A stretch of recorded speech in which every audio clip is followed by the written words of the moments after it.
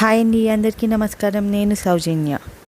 మేము మా ఫ్యాక్టరీలో ఒక చిన్న వినాయకుడి గుడి కట్టుకుందాం అనుకుంటున్నామండి. శంకుస్థాపన చేశామండి. వీడియోలో చూపిస్తాను, మీరు చూసేయండి. ఇది ముందు రోజండి శంకుస్థాపనకి.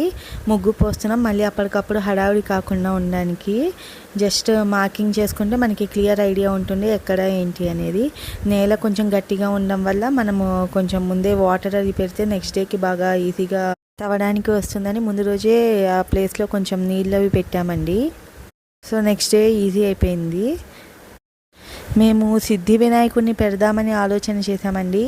ఇది మా గణేష్ గారి కోరిక. మేము ఈ ఫ్యాక్టరీలో 60 to 70 మెంబర్స్ ఉంటామండి. సో ఈ వినాయకుడిని పెట్టుకున్నాం వల్ల అందరికీ మంచి జరుగుతుందన్న ఆలోచనతో పెట్టుకుందాం అనుకున్నాము. మేము 1 feet వినాయకుడి విగ్రహం తెచ్చుకొని పెట్టుకుందాం అనుకుంటున్నామండి.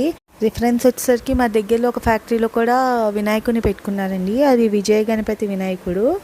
సో ఆ టెంపుల్ కన్స్ట్రక్షన్ మొత్తం అంతా రిఫరెన్స్ తీసుకుని మేము కూడా అదే మోడల్లో పెట్టుకుందాం అనుకుంటున్నాము.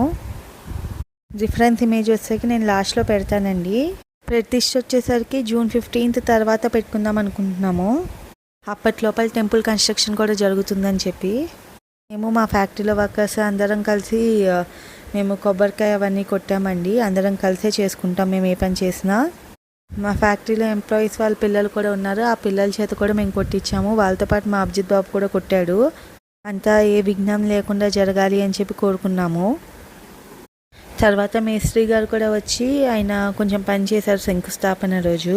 ప్రస్తుతానికి మేము టెంపుల్ కన్స్ట్రక్షన్ కోసం కావాల్సిన మెటీరియల్ అవన్నీ పర్చేస్ చేసుకున్నామండి. వర్క్ ఎలా జరుగుతుంది, మేము ఎలా ప్లాన్ చేసుకుని టెంపుల్ కన్స్ట్రక్షన్ చేస్తున్నాం, మొత్తం ఎప్పటికప్పుడు అప్డేట్స్ ఇస్తూనే ఉంటానండి. ఇదేమో రిఫరెన్స్ పిక్. మరిన్ని వీడియోస్ కోసం మా ఛానల్ని సబ్స్క్రైబ్ చేసుకోండి.